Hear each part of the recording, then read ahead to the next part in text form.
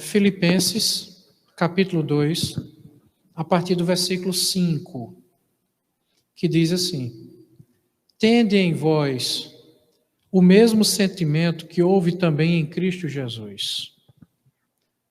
Pois ele, subsistindo em forma de Deus, não julgou como usurpação o ser igual a Deus. Antes, a si mesmo se esvaziou, assumindo a forma de servo, tornando-se em semelhança de homens, e, reconhecido em figura humana, a si mesmo se humilhou, tornando-se obediente até a morte e morte de cruz. Pelo que também Deus o exaltou sobremaneira e lhe deu o nome que está acima de todo nome, para que ao nome de Jesus se dobre todo o joelho, nos céus, na terra e debaixo da terra, e toda língua confesse que Jesus Cristo é Senhor, para a glória de Deus Pai. Senhor, nós queremos pedir que o Teu Espírito Santo fale conosco, que o Senhor nos faça entender não apenas o que Jesus Cristo fez por cada um de nós, mas aquilo que nós precisamos fazer também pelo próximo, para sermos em nossas atitudes, em nossas ações, a verdadeira semelhança do Teu Filho Jesus. Fala conosco, eu te peço. Nós oramos em nome do Teu Filho Jesus Cristo. Amém. Em primeiro lugar, o apóstolo Paulo, que escreveu essa carta a uma igreja, essa epístola, né? A uma igreja que ficava na cidade de Filipos, por isso é chamado de Filipenses. O apóstolo está falando sobre Jesus Cristo. Ele diz que Cristo se esvaziou e começa a falar aqui sobre esse autoesvaziamento, que na teologia é chamada de kenosis. Cristo não abre mão de ser Deus. Ele não abre mão da sua divindade. Jesus abre mão de ser glorificado como Deus. E veja, esse abrir mão de Jesus Cristo envolveu muitas coisas. Para Jesus, isso foi um preço muito alto. Você imagina Jesus Cristo, que é o Criador de todas as coisas. O apóstolo João nos diz isso no capítulo 1. Evangelho de João, capítulo 1, diz que sem ele nada do que foi feito se fez. Ele é o Criador de todas as coisas.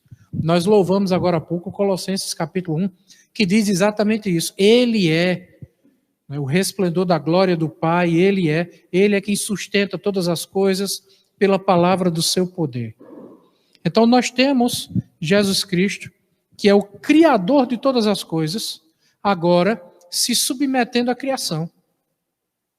Nós temos Jesus Cristo, que é o Senhor de todas as coisas, por exemplo, se submetendo à maldade dos fariseus, se submetendo a um homem como Pilatos, que lavou as mãos diante de Cristo, se submetendo a um homem como Herodes, que queria tratar Jesus Cristo como se Cristo fosse o mágico de um circo, dizendo assim, faz aí algum milagre, eu já ouvi falar de você, faz algum sinal para eu ver, como se Jesus fosse um mágico no picadeiro. E ele se submete a essas coisas.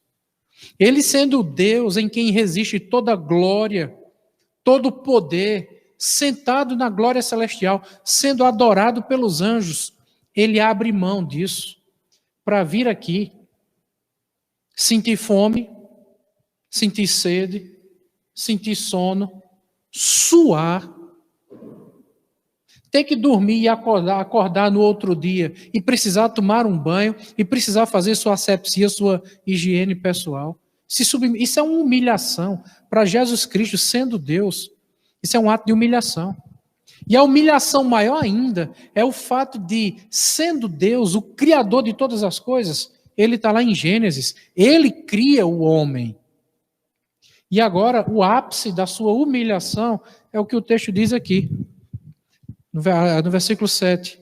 Antes a si mesmo se esvaziou, assumindo a forma de servo, tornando-se em semelhança de homens. Veja a linguagem que o texto utiliza. Foi uma humilhação para Jesus Cristo se tornar alguém semelhante a nós. Mas ele fez. Mesmo sendo quem ele é, ele se tornou quem ele foi. Alguém que é ao mesmo tempo Deus e ao mesmo tempo homem. A gente chama isso na teologia de a união hipostática de Jesus Cristo.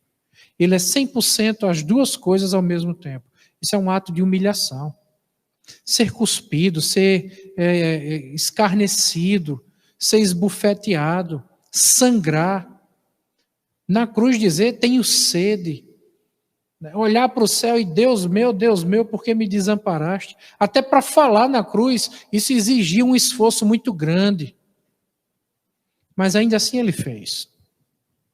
Então o apóstolo escreve esse texto para nos fazer entender a grandiosidade do que Jesus Cristo fez por cada um de nós. Porque foi uma humilhação muito grande. Foi um ato assim que, na verdade, nós não conseguimos nem descrever direito. Foi um ato humanamente impensável. Mas sabe o que é curioso nisso tudo? É que a primeira frase do versículo 5 diz assim: tende em vós o mesmo sentimento que houve também em Cristo Jesus. Então, o que é que o apóstolo Paulo está ensinando para a igreja nesse momento? Ele está dizendo mais ou menos assim: veja quem Jesus Cristo é e veja quem ele se tornou. Veja quem Jesus Cristo é e veja o que ele fez. E vocês vão e façam a mesma coisa. Nós chamamos isso de auto-humilhação. Não é o fato de você ser humilhado por outra pessoa. É o fato de você humilhar a si mesmo. É auto-humilhação. É abnegação voluntária. E eu penso que esse sentimento que existe aqui, que é descrito nesse texto, esse sentimento tem se tornado cada vez mais raro no meio do povo de Deus. Esse desejo de fato, parecer com Cristo. Esse desejo de fato, engolir certos sapos. Sabe? Encarar situações constrangedoras com humildade. É você aprender a abrir mão daquilo que é tão precioso, daquilo que é tão valioso para você. Tende em vós o mesmo sentimento. Eu estou lendo a Bíblia aqui na tradução Revista e Atualizada. Se você ler na Revista e Corrigida, se você ler na Nova Versão Internacional, talvez você encontre uma palavra diferente.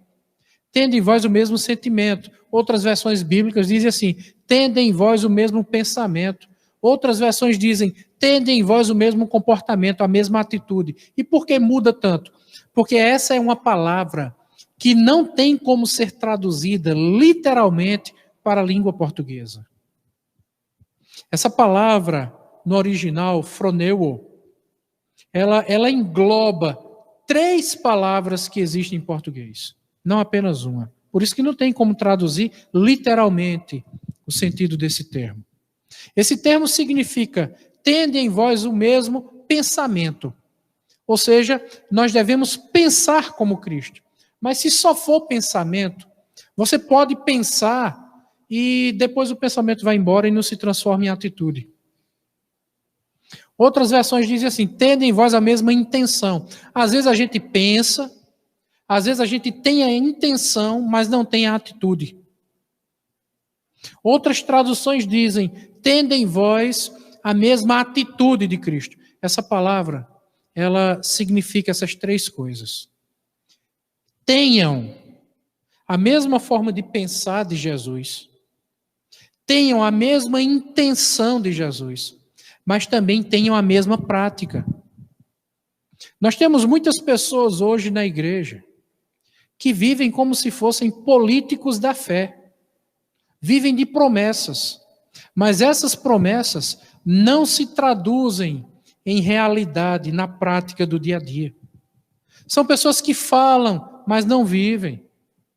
São pessoas que e usando agora essa ilustração dos dias que nós estamos vivendo, né, em que a gente tem que usar máscara, são pessoas que usam máscara, que aparentam para você uma coisa, quando na verdade são outra. Tende em vós a mesma forma de pensar de Jesus Cristo. Tende em vós as mesmas intenções que Jesus Cristo tem.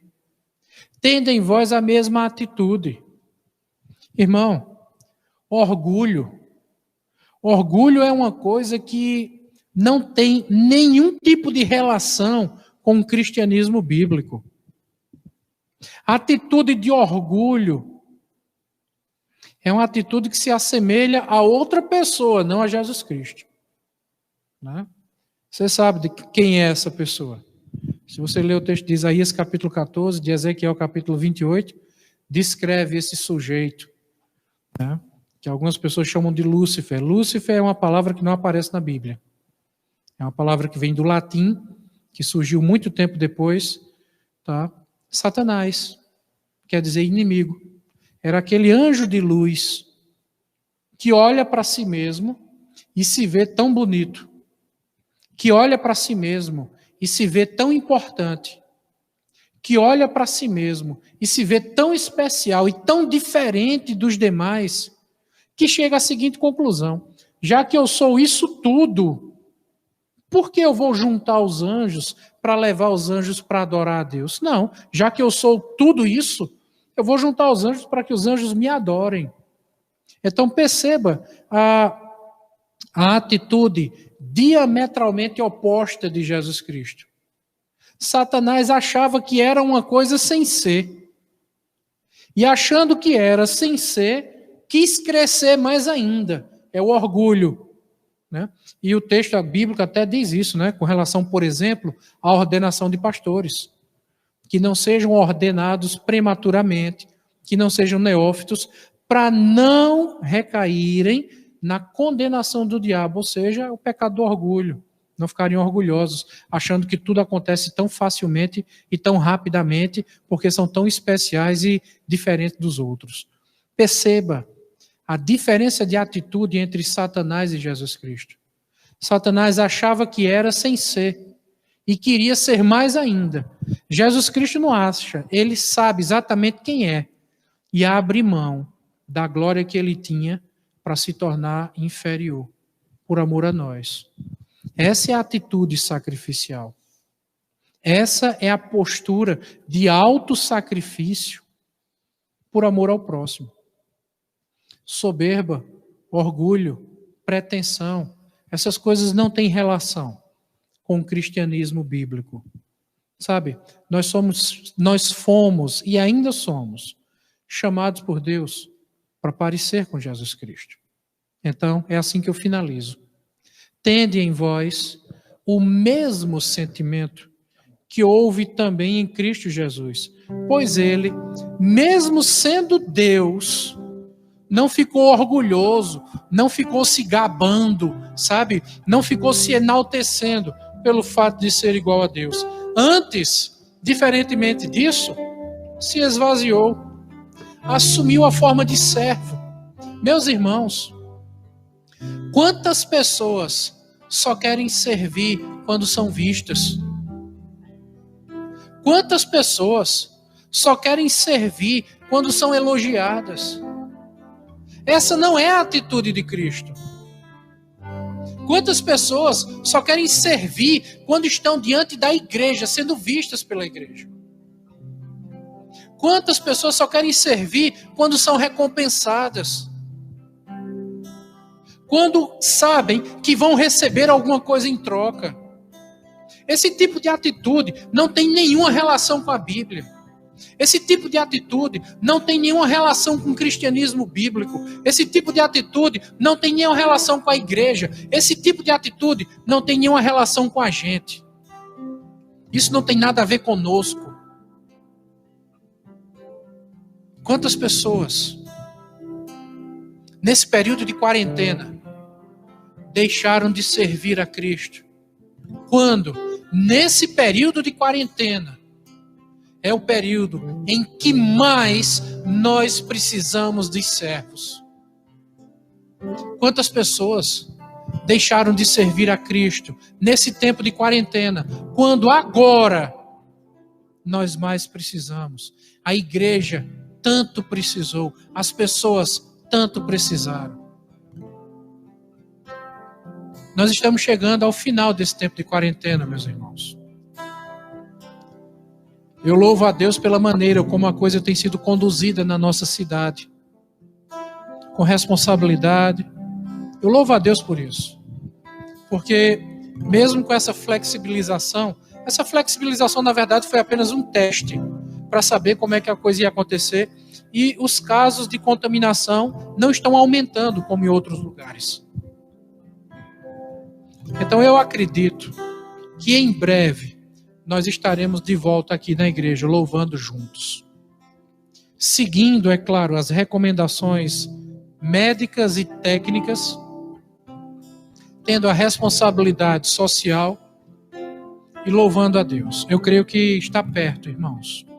Eu creio que está perto. Mas nós vamos voltar diferentes. Pode acreditar no que eu estou dizendo. Talvez algumas pessoas estranhem.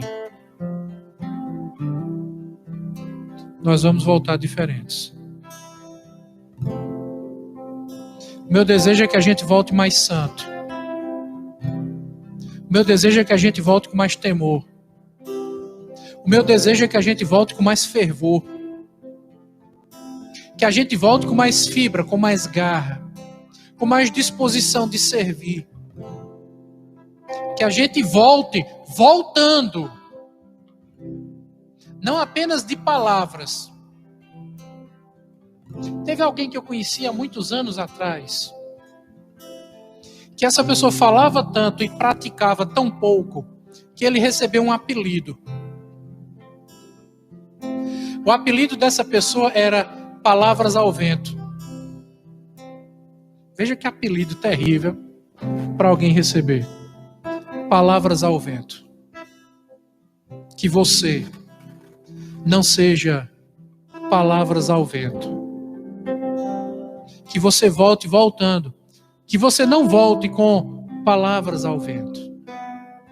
Que haja em você o mesmo sentimento que houve em Cristo.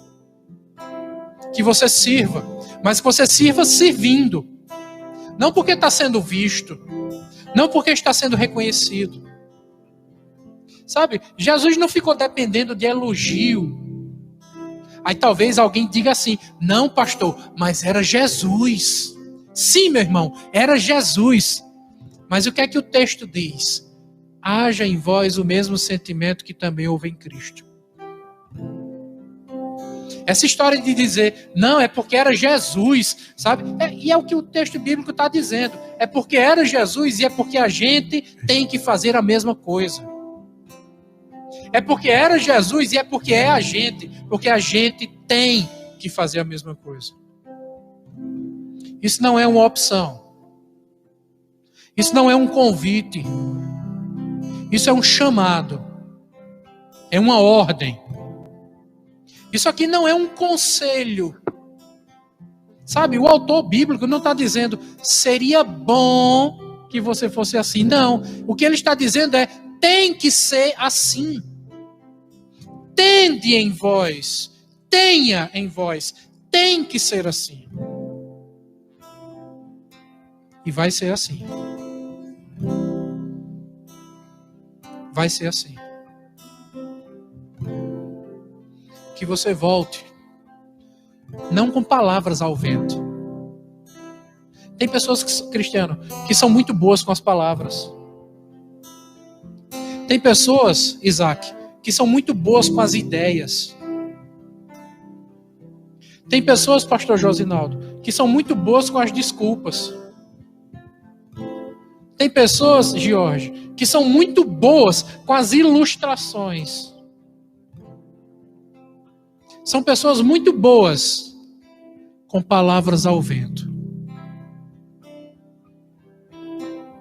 Tende em vós o mesmo sentimento tendo em vós a mesma atitude, tendo em vós o mesmo comportamento, tendo em vós a mesma prática, tendo em vós a mesma ação, tendo em vós a mesma garra, tendo em vós a mesma disposição, tendo em vós a mesma coragem, tendo em vós a mesma fibra, tendo em vós o mesmo tônus, tendo em vós a mesma força de vontade que houve em Cristo. Nós não fomos chamados para jogar palavras ao vento. Nós fomos chamados para ser a exata expressão de Cristo, assim como Cristo foi a exata expressão do Pai. Tem gente que quer servir a Cristo fora da igreja. Não, pastor, mas é o reino de Deus. Pastor Josnaldo, eu não entendo que reino de Deus é esse. Que reino de Deus é esse que só funciona fora da igreja? É reino de Deus para servir fora da igreja. Mas não é reino de Deus para servir dentro da igreja. É igual aquele fariseu hipócrita que o texto de Tiago fala, que quer ser bonzinho para os de fora, mas não é com os da sua própria casa. E quem quer fazer para os de fora e não faz para os da sua própria casa, é um hipócrita fariseu, se tornou pior que um incrédulo. É o que o texto de Tiago diz. Nós não fomos chamados para aparecer. Nós não fomos chamados para sermos vistos, elogiados. Eu não quero elogio. Vocês querem elogio? A gente não quer elogio. Nós somos chamados para parecer com Cristo. Não apenas com palavras. Não apenas com intenções. Porque tem gente que é cheio de boa intenção, mas de boa intenção o inferno está cheio. Nós somos chamados para parecer com Cristo por meio daquilo que a gente pensa, por meio daquilo que a gente deseja, por meio daquilo que a gente faz. Eu creio, eu posso estar enganado, eu sou humano, eu erro, eu me engano. Muitas vezes eu estou equivocado. Se eu não estiver equivocado, se eu não estiver enganado, eu creio que está muito perto da gente voltar. Nas próximas semanas, nós estaremos de volta. Se tudo continuar do jeito que está, a gente vai voltar. Mas eu espero que você não volte do mesmo jeito. Eu espero que você volte diferente. Eu espero reencontrar irmãos nessa igreja que sejam a expressão da imagem de Cristo.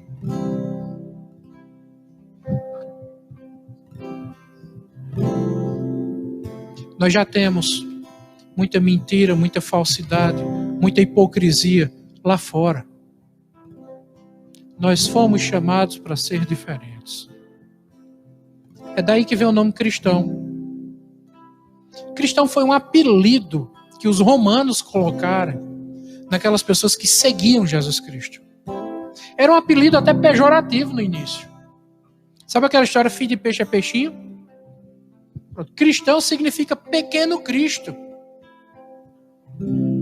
O que os romanos estavam dizendo é o seguinte: olha, não teve Cristo? Olha lá a miniaturazinha, olha um Cristozinho ali, uma miniatura de Cristo. Eles faziam isso para debochar dos cristãos. Mas esse deboche era bom. Porque isso quer dizer, de fato, que apesar dos romanos estarem escarnecendo dos cristãos, o fato é que os cristãos estavam dando motivo para os romanos dizerem que eles pareciam com Jesus. Quer dizer que, de fato, aqueles irmãos estavam sendo miniaturas de Cristo. Que você volte como um cristão. Não como um religioso. Não como um cantor gospel. Não como um pregador das paradas de sucesso. Que você volte como uma miniatura de Cristo. Que você seja um pequeno Jesus dentro dessa igreja. Porque é isso que nós queremos ser.